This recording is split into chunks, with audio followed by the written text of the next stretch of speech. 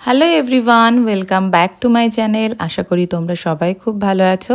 আমিও খুব ভালো আছি। অনেক দিন পর তোমাদের সাথে ট্রাভেল ব্লগ আবার শেয়ার করছি। আজকে আমরা যেখানে যাচ্ছি সেটা আমরা সব বন্ধুরা মিলে সেখানে যাচ্ছি এবং প্রথমবার আমার জীবনের প্রথম অভিজ্ঞতা যে 170 কিলোমিটার আমরা দুজনে বাইকে করে যাচ্ছি।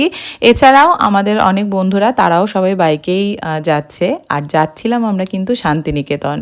বেশ অনেক দিন ধরেই প্ল্যান করা হচ্ছিল, কিন্তু আর যাওয়া হয়ে উঠছিল না। তবে আমরা গিয়েছিলাম ঈদের দিন, আর ঈদের দিন কিন্তু সকালবেলা একটু হালকা হালকা বৃষ্টির ওয়েদার ছিল। তো সব কিছুকে উপেক্ষা করেই আমরা সবাই রেনকোট পরে বেরিয়ে পড়েছিলাম।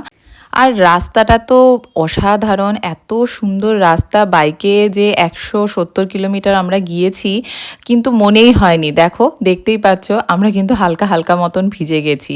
তো আমরা মাঝে 2-3 বার স্টপেজ দিয়েছিলাম, আর তখন যেহেতু একটু সকাল সকাল দিক ছিল তাই জন্য আমরা কোথাও টিফিন খাইনি। আমরা এই 11:30-12টার মধ্যে বর্ধমান এসে পৌঁছেছি, আর এখানেই আমরা কিন্তু টিফিনটা আমরা সেরেছি। তো আমরা চলে এসেছিলাম ল্যাংচা কুঠি, আর বর্ধমানের ল্যাংচা তো ফেমাস। তো আমরা এখানে কচুরি, ছানা পোড়া আর হলো ল্যাংচা খেয়েছিলাম। আর বন্ধুরা মিলে সবাই মিলে এরকমভাবে যাওয়ার একটা যে আনন্দ, সেদিনকে আমি ফার্স্ট ফিল করতে পেরেছি। তার কারণ এত দূরে এইভাবে তো যাওয়া হয়নি। শান্তিনিকেতনে আমি আগেও গিয়েছিলাম বাবা মার সাথে ট্রেনে, তবে একটা অন্য রকম অনুভূতি।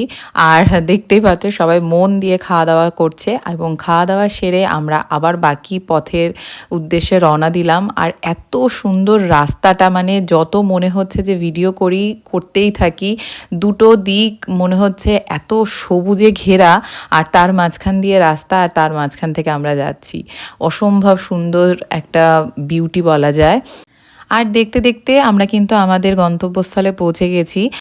আর এখানে আমরা হল্ট করেছিলাম, তখন আমার আরেকটা বান্ধবী ও এসেছিল ট্রেনের রুট ধরে।